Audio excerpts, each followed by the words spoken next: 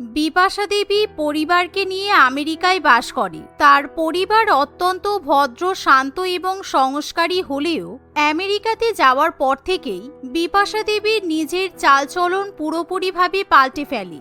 সেখানে গিয়ে সে কয়েকটা ফরেনার বান্ধবী পাতায়। তাদের সাথে সে সবসময় শপিং করে, ছোট ছোট জামাকাপড় পরে ঘুরে বেড়ায়, রাত বিরাতে জুয়া খেলে এবং পার্টি করে। সংসারের দিকে তার কোনোই মন থাকে না। কিন্তু সেই বিষয়টা বিপাশা দেবীর স্বামী এবং ছেলে মেয়ে, বৌমা কেউই পছন্দ করতে পারে না। একদিন দেবিকা রান্নাবান্না করে রাত্রিবেলা সবাইকে খাবার খেতে দেয়। তখন, বাবা, আপনি একা ডিনার করতে আসলেন? মা কোথায়? আমরা আধ ঘন্টা হলো বসে আছি, কিন্তু এখনো মা আসলো না কেন বলুন তো? উনি কি ডিনার করবে না? তোমার মায়ের কথা আমি বলতে পারবো না। বিদেশে এসে ওর মাথা খারাপ হয়ে গেছে। আমি ঘরে গিয়ে দেখি ও মেকআপ করছে, কেননা ওনাকে এখন রাত্রেবেলা ওর বান্ধবীদের সাথে পার্টি করতে যাবে, তারপর ডিনার করে ভোরবেলা বাড়ি ফিরবে। তাই আমি আর কিছু বলিনি। এত রাত্রিবেলা বিদেশে মা একা একা ঘুরে বেড়াবে? আমার মতো কিংবা বৌদির মতো বয়সী মেয়েদের এখন পার্টি করা উচিত, কিন্তু মা এখন রাত্রিবেলা পার্টি করবে? মায়ের মাথাটা পুরো খারাপ হয়ে গেছে। এখন মনে হচ্ছে বিদেশে এসে সংসার না করলেই ভালো হতো। দেখতে দেখতে খাবারও ঠান্ডা হয়ে যায়। এমন সময় বিপাশা দেবী ছোট একটা স্কার্ট এবং জামা পরে বাইরে বেরিয়ে আসে, কারণ এখন সে পার্টি করতে যাবে। তাকে সবাই মিলে বাধা দিলেও সে কারোর কোনো কথা শুনতে চায় না। How dare you! আমি এখন রাত্রিবেলা তোমাদের সাথে বসে ডাল ভাত ডিনার খেতে যাব? আমেরিকান লোকেরা এসব কিছু খায় না। আমি এখন আমার বান্ধবীদের সাথে পার্টি করতে যাচ্ছি, ড্রিঙ্ক করতে যাচ্ছি, তারপর আমেরিকান ডিনার করে বাড়িতে ফিরে আসবো। Please don't wait for me. Bipasha Devi এই কথা বলে বাড়ি থেকে বেরিয়ে যায়। সে তার বান্ধবীদের সঙ্গে দেখা করে, পাবে গিয়ে পার্টি করে, রেস্টুরেন্টে ডিনারও করতে যায়। সেখানে তার ডেভিডের সাথে দেখা হয়। ডেভিড সেই রেস্টুরেন্টের একজন ওয়েটার। তাকে দেখতে ভীষণই সুন্দর। মাথায় খয়েরি চুল, চোখের রং নীল, গায়ের রং একেবারে ধবধবে ফর্সা। তাকে দেখে বিপাশা দেবী আর চোখ ফেরাতেই পারে না, কারণ তার এরকম ফরেনার মাঝবয়স্ক লোকেদের ভীষণই পছন্দ। Why are you looking like that? Do you like that old foreigner? না না, তোরা যে কি সেইং করছিস আমি কিছুই আন্ডারস্ট্যান্ডিং করতে পারছি না। But he is good and handsome. Bipasha Devi ঠিক মতো ইংলিশ বলতে পারে না, তবুও সে কোনো মতে বলার চেষ্টা করে। একদিকে ইংলিশ বলতে পারে না, অন্যদিকে তার বিদেশি সাজার খুবই শখ। ডেভিড যখন তাদের টেবিলের সামনে খাবার নিয়ে আসে, তখন ডেভিডেরও বিপাশা দেবীকে খুব পছন্দ হয়। Your dressing style is very unique and আপনাকে দেখে বাঙালি মনে হচ্ছে। ডেভিডের মুখে এমন বাংলা কথা শুনে বিপাশা দেবী একেবারে অবাক হয়ে যায়, কারণ সে ফরেনারের মুখ থেকে কখনো এত ভালো পরিষ্কার করে বাংলা কথা শোনেনি। আপনি এত সুন্দর বাংলা কথা বলতে পারেন? আমি তো ভাবতেই পারছি না, কারণ আমেরিকাতে আসার পর ইংলিশ শিখতে গিয়ে আমার দাঁত একেবারে ভেঙে যাচ্ছে। কেউ ভালো করে বাংলা বলতেই পারে না, কিন্তু আপনার মতো এত হ্যান্ডসাম একটা লোক বাংলা কথা বলছে, আমি তো সত্যি অবাক হয়ে গেলাম। অ্যাকচুয়ালি আমার মা বাঙালি, আমার বাবা ফরেনার, তাই আমি বাংলা বলতে পারি। আর এই রেস্টুরেন্টে বিভিন্ন জায়গা থেকে লোক আসে, তাই সবার সাথে ভালো করে কথা বলতে গিয়ে আমি বাংলাটা শিখে গেছি। তাই I know Bengali very well. এভাবে ডেভিডের সাথে বিপাশা দেবীর আলাপচারিতা বেড়ে ওঠে। তারা প্রত্যেকদিন একে অপরের সঙ্গে দেখা করে ঘুরতে যায়। ধীরে ধীরে তাদের দুজনের মধ্যে এক গভীর বন্ধুত্ব গড়ে ওঠে।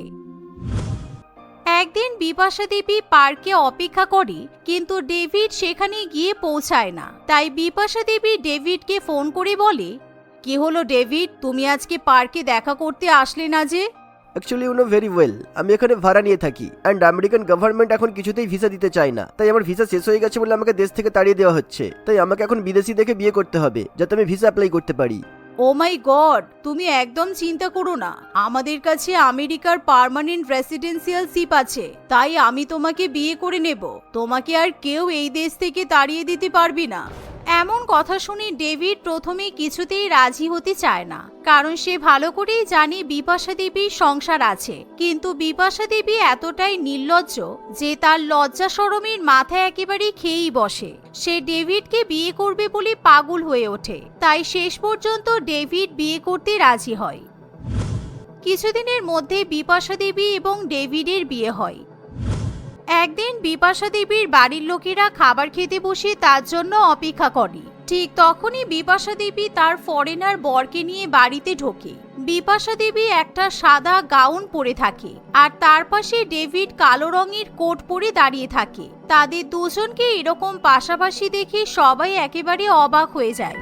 কি এই লোকটাকে তুমি কোথা থেকে ধরে নিয়ে এলে? আর তুমি এরকম আমেরিকান বউদের মতো সাজগোজ করেছো কেন? বুড়ি বয়সে তোমার কি মাথা খারাপ হয়ে গেছে নাকি? একদম পাগল হয়ে যায়নি। আর তুমি আমার হাজবেন্ডকে সম্মান দিয়ে কথা বলো। উনি হলো ডেভিড, আমার নিউ হাজবেন্ড। আজকে থেকে আমার ফরেনার বর আমাদের সাথে এই বাড়িতেই থাকবে। বিপাশা দেবী নিজের ফরেনার বরের পরিচয় করালে সকলের মাথায় হাত পড়ে যায়, কারণ বিপাশা দেবী যে এরকম একটা অসভ্যের মতো কাজ করবে কেউ ভাবতেও পারেনি। তীর্থবাবু বুকে ব্যথায় হঠাৎই সোফার উপর বসে পড়ে। মা, আপনি আমেরিকাতে এসে এতটা নির্লজ্জ হয়ে যেতে পারেন যে বাবা থাকা সত্ত্বেও আপনি ওনাকে ধোকা দিলেন। এখন একটা ফরেনার লোককে বিয়ে করে বাড়িতে নিয়ে এসেছেন। দেশে আমাদের আত্মীয় স্বজনরা যদি ব্যাপারটা জানতে পারে তখন কি হবে বলুন তো? আমাদের তো মান সম্মান সব ধুলোয় মিশে যাবে। আমার কাছে মান সম্মানের থেকে আমার ভালোবাসাটা প্রিয়। I love David. আমি ওকে ছাড়া বাঁচতে পারবো না বলেই বিয়ে করে নিয়ে এসেছি। ইয়েস, আই অলসো লাভ মাই বিপাশা। আমি ওর সাথে চলে আসলাম। সেদিন থেকে ডেভিড তাদের বাড়িতেই থাকতে শুরু করে, কিন্তু বিপাশা দেবীর পরিবার মোটেই বিষয়টা মেনে নিতে পারে না, কারণ একটা সামর্থ্য মাঝবয়স্ক ফরেনার লোক সারাদিন বাড়িতে ঘুরে বেড়ায়, সোফার উপর বসে বসে ফোন দেখে, আবার মাঝে মাঝে রান্নাঘরে গিয়ে বিপাশা দেবীর জন্য রান্নাবান্নাও করে, যা বিপাশা দেবীর পরিবার মোটেই পছন্দ করতে পারে না। এমনই একদিন সবাই মিলে যখন লাঞ্চ টেবিলে খাবার খেতে বসে তখন Bipasha darling, you know very well I don't like rice. আমার এরকম লাঞ্চ করতে ভালো লাগে না, তাই আমি এসব ফিশ ফ্রাই কিছুই খাবো না। সত্যি বৌমা, তুমি কেন বেকার বেকার প্রত্যেকদিন এরকম ফালতু রান্না করো বলো তো? আমার ফরেনার বর এসব খেতে পারে না। তুমি যদি ইংলিশ রান্না করতে না পারো তাহলে রান্না করার কোনো দরকার নেই। তুমি হয়তো ভুলে যাচ্ছ মা যে বাবার শরীর কিন্তু ভালো নেই, তাই বাবা মাছের ঝোল আর ভাত খেতে চেয়েছে। বাবার কথা মাথায় রেখেই রান্না বান্না করা হয়েছে। তোমার ফরেনার বরের কথা আমরা চিন্তা করতে পারবো না। চুপ কর, একদম বড় বড় কথা বলবি না। আমার ফরেনার বরকে ইনসাল্ট করার কোনো অধিকার নেই তোদের। Don't shout at them. আমি কিচেনে গিয়ে আমাদের জন্য ইংলিশ লাঞ্চ রান্না করে নিয়ে আসছি। তারপর আমরা দুজনে ঘরে বসে খাবার খাবো। তারপর আমরা শপিং করতে বেরোবো। ডেভিড এই কথা বললে বিপাশা দেবী খুবই খুশি হয়। সে তখনই রান্নাঘরে গিয়ে নিজেদের জন্য ভালো মন্দ ইংলিশ খাবার রান্না করে নিয়ে আসে। তারা দুজনে মিলে একসাথে বসে খাবার খায়। কিছুক্ষণ পর তারা আবার পার্টি করতে চলে যায়, কিন্তু বিপাশা দেবীর পরিবার আর কিছুতেই ব্যাপারটা মেনে নিতে পারে না। দেখতে দেখতে এভাবে বেশ কিছুদিন পেরিয়ে যায়। ডেভিড ইতিমধ্যে আমেরিকার পার্মানেন্ট রেসিডেন্সি পেয়ে যায়। তাই ডেভিড এবং বিপাশা দেবী দুজনে মিলে বাড়িতে একটা অ্যালকোহল পার্টির আয়োজন করে। তারা তাদের ফরেনার বন্ধু বান্ধবীদের সাথে মজা করে। এমন সময়, মা, তুমি তো ভালো করেই জানো বাড়িতে আমরা এরকম অসভ্যতা আমি পছন্দ করি না, তবুও তুমি সবার সামনে এরকম অ্যালকোহল পান করছো। এটা কিন্তু ঠিক নয়। ওরা সবাই বিদেশি, ওদেরকে মানায়, কিন্তু তোমাকে মানায় না। তুইও দেখছি তোর বৌদির পাল্লায় পড়ে পড়ে একদম গাইয়া হয়ে গেছিস। তুইও আমার মতো একটা ফরেনার ছেলেকে ধরে বিয়ে করে নে, দেখবি জীবনটা পুরো চেঞ্জ হয়ে যাবে, কারণ এটাই লাইফ। আর তুই কিন্তু আমাকে মজা করা থেকে একদম বাধা দিস না। এমন কথা শুনে মোনার খুব খারাপ লাগে, কারণ সে তার মায়ের কাছ থেকে এরকম কথা প্রত্যাশা করতে পারে না। হে লিটল গার্ল, তুমি ঘরে গিয়ে ঘুমিয়ে পড়ো। তা না হলে তুমি আমাদের সাথে পার্টি করো, কিন্তু আমাদের জ্ঞান দিতে আসবে না please, because I am your step father. Mona কিছুতেই সেই কথাগুলো সহ্য করতে পারে না, তাই সে কাঁদতে কাঁদতে ঘরে চলে যায়। এভাবেই ডেভিড এবং বিপাশা দেবী বেশ ভালোভাবে পাখা মেলে উঠতে থাকে। আবার ডেভিড এখন রোজগার করাও বন্ধ করে দেয়। সে বিপাশা দেবীর টাকায় বসে বসে আরাম করে। সংসারে যেহেতু তীর্থবাবু এবং তার ছেলে রোজগার করে নিয়ে আসে, তাই তারা ডেভিডকে মেনে নিতে পারে না, কিন্তু বিপাশা দেবীর মুখের দিকে তাকিয়ে তারা ডেভিডকে সহ্য করে। একদিন, বিপাশা, আমার অ্যাকাউন্ট থেকে 5 লক্ষ টাকা কোথায় গেল? আমার একটা কার্ডের কপি তোমার কাছে আছে, তুমি কি আমার কার্ড থেকে টাকা তুলেছো নাকি? হ্যাঁ তুলেছি, কারণ আমার ফরেনার বরের একটা খুব সুন্দর স্যুট আর প্যান্ট পছন্দ হয়েছিল, তাই আমি ওকে ওর জন্মদিনে সেগুলো গিফট করেছি।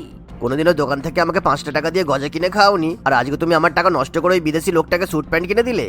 ঠিক কথাই বলেছ, কারণ ও ভীষণ হ্যান্ডসাম আর তোমাকে বাদরের মতো দেখতে। তোমার সাথে বিয়ে করার আমার কোনো ইচ্ছাই ছিল না, কিন্তু আমার মা জোর করে বিয়ে দিয়েছিল, তাই এখন আমি আমার পছন্দ মতো ফরেনার লোককে বিয়ে করেছি। এমন কথা শুনে তীর্থবাবুর খুব খারাপ লাগে। যতই দিন যায় ততই তাদের বেশি বেশি করে টাকা খরচা হতে থাকে। ডার্লিং, আমি একটা রেস্টুরেন্ট করতে চাই, সেই জন্য আমার 1 কোটি টাকা দরকার। আর তোমার হাজবেন্ড খুব বড় লোক, আর তাই আমেরিকায় রেস্টুরেন্ট করার জন্য তোমার বড়ই আমাকে হেল্প করতে পারবে। তাই প্লিজ আমাকে 1 কোটি টাকা দাও। ও মাই গড, 1 কোটি টাকা? এটা তো অনেক। বাট ডোন্ট ওয়ারি, আমি তোমার জন্য সব করতে পারি। আমি তোমাকে কালকের মধ্যে 1 কোটি টাকার ব্যবস্থা করে দেব। তারপর তুমি আমেরিকায় রেস্টুরেন্ট খুলবে আর আমরা আলাদা সংসার করব। এই শুনে ডেভিড খুবই খুশি হয়। বিপাশা দেবী তার বরের জমানো টাকা থেকে 1 কোটি টাকা নিয়ে ডেভিডকে দিয়ে দেয়। ডেভিড আমেরিকায় একটা বড় রেস্টুরেন্ট কিনে ফেলে। রেস্টুরেন্টের যেদিন ওপেনিং ডে থাকে সেদিন বিপাশা দেবী তার পরিবারকেও নিমন্ত্রণ জানায়। কিন্তু তীর্থবাবু যখন জানতে পারে তার কাছ থেকে 1 কোটি টাকা নিয়েই সেই রেস্টুরেন্ট খোলা হয়েছে, তখন সে কেমন যেন অসুস্থ হয়ে পড়ে। না বৌমা, আমি এরকম মহিলার সাথে সংসার করতে পারবো না। ওকে ওর বিদেশি বরের কাছে চলে যেতে বলবে। আমার সব ধ্বংস হয়ে গেল। আমার জমানো টাকা থেকে 1 কোটি টাকা নিয়ে নিয়েছে, আমাকে বলার প্রয়োজনও মনে করেনি। এই বলে তীর্থবাবু ভীষণই কান্নাকাটি করতে শুরু করে। ঠিক এমন সময় বিপাশা দেবীও চোখে জল নিয়ে বাড়িতে ফিরে আসে। আমার খুব ভুল হয়ে গেছে, আমি অন্যায় করে ফেলেছি। আমার ওই বদমাইশ বিদেশি লোকটাকে বিয়ে করে বাড়িতে তুলে নিয়ে আসা উচিত হয়নি। কারণ আমি যখন আজকে রেস্টুরেন্টের উদ্বোধনী অনুষ্ঠানে গেলাম, তখন দেখলাম ওর আগে থেকেই একটা বিদেশি বউ আর 2টো বিদেশি বাচ্চা আছে। বিপাশা দেবীর কথা শুনে তার পরিবারের লোকেরা একেবারে অবাক হয়ে যায়।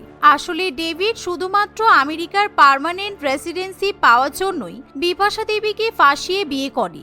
বিয়ের পর ডেভিড এবং তার পরিবার পার্মানেন্ট রেসিডেন্সি পেয়ে যায়। তার উপর বিপাশা দেবীর কাছ থেকে 1 কোটি টাকা নিয়ে নিজের রেস্টুরেন্টও খুলে ফেলে। তাই এখন আর ডেভিডের কাছে বিপাশা দেবীর কোনো প্রয়োজন থাকে না। বিদেশিরা যেহেতু একসাথে 2-3টে বিয়ে করতে পারে, তাই ডেভিড সবার সামনে বিপাশা দেবীকে অস্বীকার করে। And thank you so much. Because of you I am very rich now. তুমি আমাকে হেল্প না করলে আমি জীবনের লক্ষ্যে কোনোদিনও পৌঁছাতে পারতাম না কাকিমা। তাই তুমি ভালো থাকবে। ডেভিড এই কথা বলে বিপাশা দেবীকে রেস্টুরেন্ট থেকে বার করে দেয়। বাড়িতে এসে বিপাশা দেবী যখন তার পরিবারকে সব ঘটনা জানায়, তখন তার পরিবারের লোকেরা খুবই খুশি হয়। সেদিনের পর থেকে বিপাশা দেবী আর কখনো এরকম নির্লজ্জের মতো কাজ করে না। সে আমেরিকাতে তার পরিবারকে নিয়ে সুখে শান্তিতে সংসার করে। লাবণী দেবী তার স্বামী কমলেশ বাবু এবং একমাত্র ছেলে বিপ্লবের সঙ্গে বাস করে। তাদের ছেলে বিবাহ উপযোগী হয়ে যাওয়ায় তারা একটা সুযোগ্য পাত্রীর সন্ধান করতে শুরু করে। কিছুদিনের মধ্যেই তারা রিমিতা নামে একটি মেয়ের সন্ধান পায়। রিমিতা দেখতে খুবই সুন্দর এবং শিক্ষিত মডার্ন একটি মেয়ে ছিল। দুই পরিবারের সহমতে কয়েক মাসের মধ্যেই বিপ্লবের সঙ্গে রিমিতার বিয়ে হয়ে যায়। বিয়ের পর রিমিতা যখন শ্বশুর বাড়িতে প্রথম দিন আসে, বৌমা নাও নাও খেয়ে নাও এবার। নতুন বউ বাড়িতে এসেছে বলে কথা, আজকে আমি তোমার জন্য অনেক ভালো ভালো খাবার রান্না করেছি। এই দেখো, এখানে চিকেন বিরিয়ানি আছে, মটন বিরিয়ানি আছে, চিকেন কষা, মটন কষা, মাছেরও কয়েকটা আইটেম আছে। খাওয়া শুরু করো। এই সময় বিরিয়ানি? আমার তো এখন বিরিয়ানি খাওয়ার ইচ্ছে করছে না। প্লিজ আপনি কিছু মনে করবেন না, আমার জন্য যদি একটু সাদা ভাত রান্না করে দেন খুব ভালো হতো। সে কি, তোমার জন্য এত কষ্ট করে আমি বিরিয়ানি বানালাম, তুমি বিরিয়ানি খাবে না? আচ্ছা, কোনো অসুবিধা নেই, সকলের পছন্দ তো এক রকমের হয় না। আমি তোমার শ্বশুর মশাইয়ের জন্য সাদা ভাত রান্না করেছি, দাঁড়াও দিচ্ছি তোমাকে। লাবণী দেবী রিমিতাকে রান্নাঘর থেকে সাদা ভাত এনে দেয়। সকলে মিলে একসঙ্গে খাওয়া দাওয়া করে ঘুমাতে চলে যায়। কয়েকদিনের মধ্যেই রিমিতা তাদের সংসারের সমস্ত দায়িত্ব বহন করতে শুরু করে। একদিন হঠাৎ করে প্রবল বৃষ্টির মাধ্যমে বর্ষাকালের সূচনা হয়। বাইরে বৃষ্টি হচ্ছে দেখে রিমিতা খুবই খুশি হয়। সে তাড়াতাড়ি করে রান্নাঘরে চলে যায়।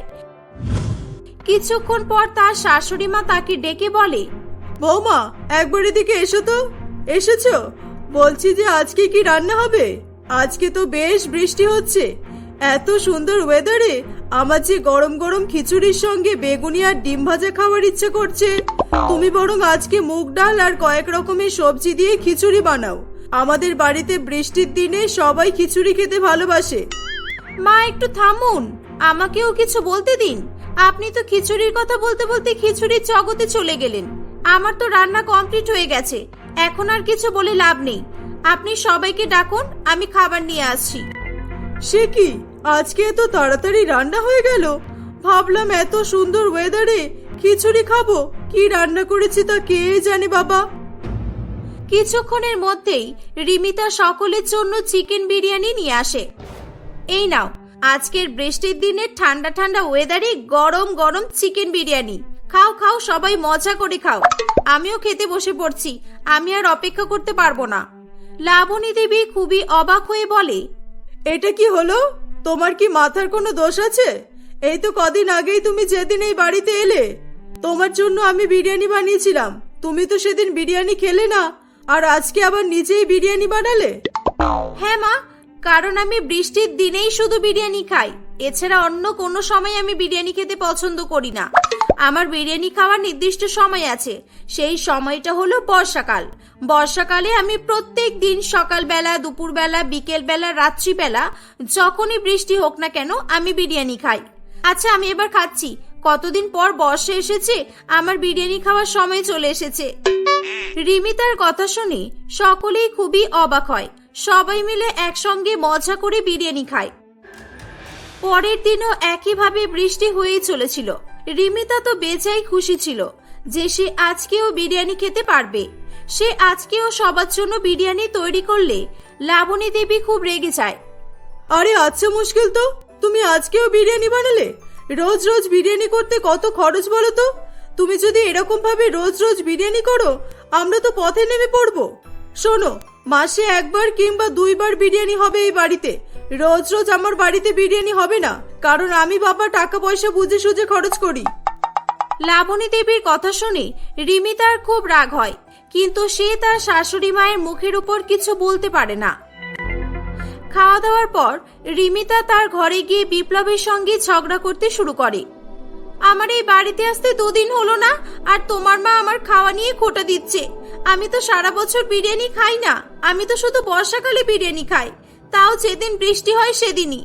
2 দিন বিরিয়ানি বানাতে তোমার মা আমাকে কত কথা শোনালো। শোনো, বর্ষাকালে বিরিয়ানি ছাড়া আমি থাকতে পারবো না।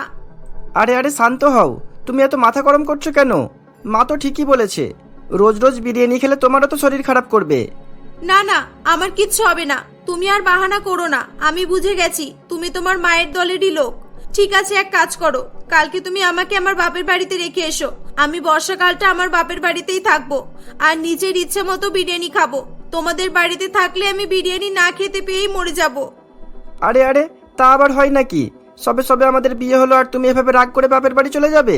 আচ্ছা শোনো, তুমি রাগ করো না। মা বাড়িতে বিরিয়ানি বানাতে দেবে না তাতে কি হয়েছে? আমি আছি তো। আমি প্রত্যেক দিন বাইরে থেকে তোমাকে বিরিয়ানি এনে দেবো। এবার ঠিক আছে তো? না না, প্রত্যেক দিন নয়, যেদিন বৃষ্টি পড়বে শুধু সেদিনই। আমি তোমার অত বেশি খরচ করাবো না, কারণ বর্ষাকালেও যে রোজ বৃষ্টি হয় না। আমার এটা নিয়ে বড়ই আফসোস হয়। সেদিনের পর থেকে যেদিনই বৃষ্টি পড়তো, রিমিতা বিপ্লবকে বাইরে থেকে বিরিয়ানি আনতে পাঠাতো এবং রিমিতা বেশ মজা করে বিরিয়ানি খেত। এই দেখে লাবণী দেবীর খুব রাগ হতো, কিন্তু সে তেমন কিছু বলতে পারতো না। একদিন বিপ্লব 2 দিনের জন্য বাইরে কাজে বেরিয়েছিল। ঠিক তার পরের দিনই রিমঝিম রিমঝিম বৃষ্টি পড়তে শুরু হয়। মা দেখুন, বাইরে কি সুন্দর বৃষ্টি হচ্ছে। বিপ্লব তো বাড়িতে নেই, আজকে আমাকে কে বিরিয়ানি এনে দেবে? আজকে তাহলে বাড়িতে বিরিয়ানি বানাই প্লিজ। অনেকদিন তো বাড়িতে বিরিয়ানি হয়নি। না, একদম নয়, আমার কাছে অত টাকা পয়সা নেই। তোমার বিরিয়ানি খাওয়ার হলে তুমি বাইরে থেকে নিয়ে এসে খাও। আমি তো চলেই যেতাম, কিন্তু আপনাদের এখানে বিরিয়ানির দোকানগুলো অনেক দূরে দূরে, আর তাছাড়া বৃষ্টিতে ভিজলে আমার খুব শরীর খারাপ করে, ঠান্ডা লেগে যায়। বাবা, এদিকে বৃষ্টিতে বিরিয়ানি খাওয়ার শখ, আবার বৃষ্টিতে ভিজলে ঠান্ডা লেগে যায়। আর আমার ছেলেটাকে দিনরাত বৃষ্টির মধ্যে বিরিয়ানি আনতে পাঠাচ্ছ যে? হাহ, জানি না আর কত ঢং দেখবো। এই যে শোনো, বিরিয়ানির কথা না ভেবে ছাদের উপর থেকে জামা কাপড়গুলো তুলে নিয়ে এসো। শুধু বিরিয়ানি খাবো করলেই হবে না। এই বলে লাবণী দেবী সেখান থেকে চলে যায়। রিমিতা মন খারাপ করে ছাদে জামা কাপড় তুলতে চলে যায়। জামা কাপড় তুলতে গিয়ে তার নাকে খুব সুন্দর বিরিয়ানির সুগন্ধ আসে। ওয়াও, বিরিয়ানি সেন্ট নাকে আসছে যে, নিশ্চয়ই কারোর বাড়িতে বিরিয়ানি হচ্ছে। বাইরে বৃষ্টি আর এই বিরিয়ানির গন্ধ আমাকে পাগল করে দিচ্ছে। কিন্তু বিরিয়ানিটা হচ্ছে কাদের বাড়ি? আমার মনে হচ্ছে বুলটি কাকিমাই বিরিয়ানি করছে। যাক, আজকে আমার বিরিয়ানির জোগাড় হয়ে গেল তাহলে।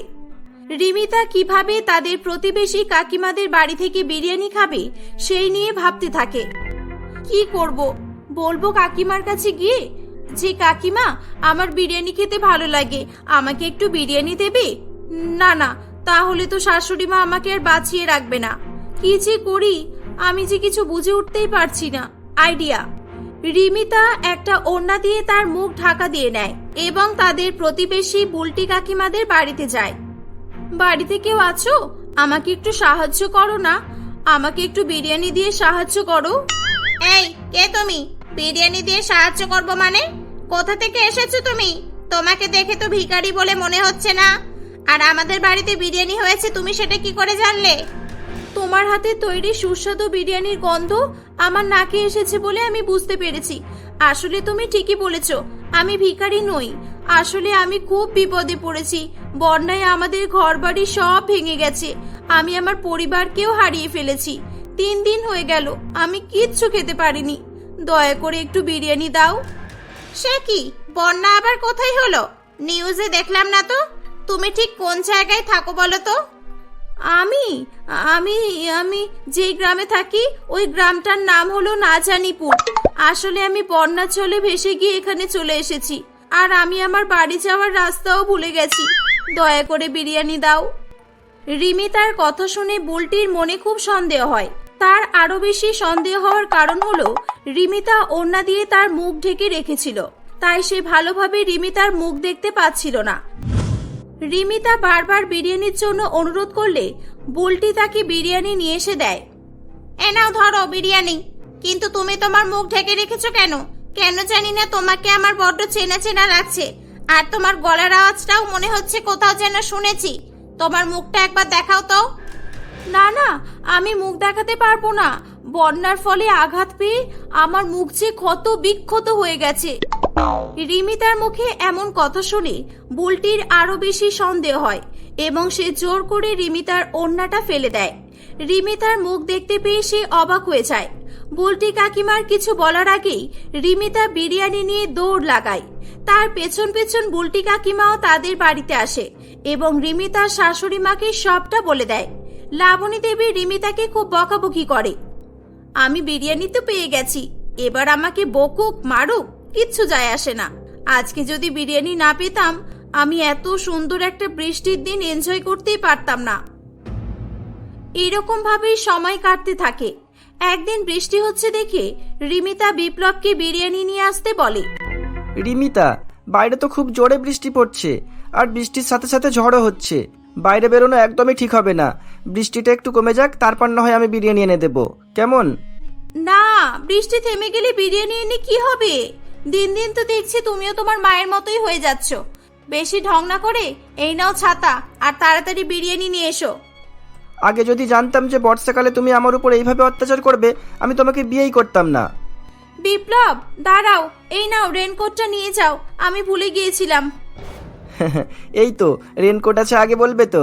যাক, ভালো হলো, আজকে আমাকে বৃষ্টিতে ভিজতে হবে না। তাহলে দাঁড়াও, রেনকোটটা পরে নিই। ও হ্যালো, রেনকোটটা আমি তোমার পরার জন্য দিইনি, এটা আমি আমার সুবিধার্থে কিনেছি। তোমাকে তো বৃষ্টির হাত থেকে বাঁচার জন্য ছাতা দিলাম।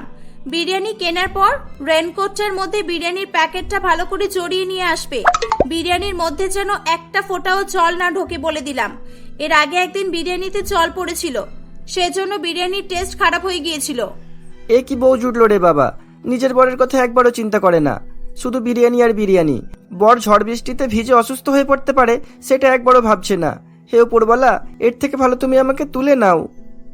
এই বলে বিপ্লব বিরিয়ানি আনতে চলে যায়। বেশ কয়েকদিন কেটে যায়। বিপ্লব আবারও একদিন ব্যবসার সূত্রে কয়েকদিনের জন্য বাইরে যায়। বাইরে বৃষ্টি হচ্ছে দেখে রিমিতার বিরিয়ানি খাওয়ার খুব ইচ্ছা করে। সে কাকে বিরিয়ানি আনতে পাঠাবে সেই নিয়ে ভাবতে থাকে। সে তার বৃদ্ধ শ্বশুর মশাইয়ের কাছে গিয়ে বলে, বাবা, আপনার ছেলে তো বাড়িতে নেই, আপনি একটু আমার জন্য বিরিয়ানি এনে দেবেন? এ কি বৌমা, তোমার কি মাথা খারাপ হয়ে গেছে? এই বৃষ্টির মধ্যে তুমি তোমার বৃদ্ধ শ্বশুর মশাই কি বিরিয়ানি আনতে পাঠাচ্ছ? আরে একদিন বিরিয়ানি না খেলে তুমি মরে যাবে না। তোমার বৃষ্টিতে বিরিয়ানি খাওয়ার অভ্যাসটা এবার বন্ধ করো। আচ্ছা থাক না গিন্নি, কোনো অসুবিধা নেই। বৌমা আমি যাচ্ছি, দাঁড়াও, তোমাকে বিরিয়ানি এনে দিচ্ছি। মেয়েটা এত শখ করে বিরিয়ানি খাবে বলছে, না এনে দিলে হয় নাকি? এই বলে কমলেশবাবু ছাতা নিয়ে বেরিয়ে পড়ে। প্রচন্ড বৃষ্টিপাতের ফলে রাস্তাঘাটে জল কাদা জমেছিল। বৃদ্ধ কমলেশবাবু রাস্তা দিয়ে হেঁটে হেঁটে যেতে গিয়ে হঠাৎই পা স্লিপ করে পড়ে যায় এবং তার কোমরে প্রচন্ড জোরে আঘাত লাগে। রাস্তার কয়েকটা দোকানদার তাকে হসপিটালে নিয়ে গেলে ডাক্তার জানায় যে কমলেশবাবুর কোমরের হাড় ভেঙে গেছে এবং সে আর কোনোদিনই সোজা হয়ে দাঁড়াতে পারবে না। খবর পাওয়া মাত্রই রিমিতা এবং তার শাশুড়ি মা হসপিটালে পৌঁছে যায়। বিপ্লবকে ফোন করেও তারা ডেকে নেয়। সবাই রিমিতার উপর খুব রেগে যায় এবং রিমিতাকে বকাবকি করতে থাকে। আমাকে ক্ষমা করে দাও, আমি বুঝতে পারিনি যে বাবার সঙ্গে এরকম হবে। বাবা, আপনিও আমাকে ক্ষমা করে দিন, আমার জন্য আপনার এত বড় ক্ষতি হলো। আমি আর বৃষ্টির দিনে বিরিয়ানি খাবো না, আমি আর কাউকে বিরিয়ানি আনতে বলবো না। রিমিতা খুব কান্নাকাটি করতে থাকে, তাকে সবাই ক্ষমা করে দেয়। সেদিনের পর থেকে রিমিতার বৃষ্টিতে বিরিয়ানি খাওয়ার পাগলামি বন্ধ হয়ে যায়।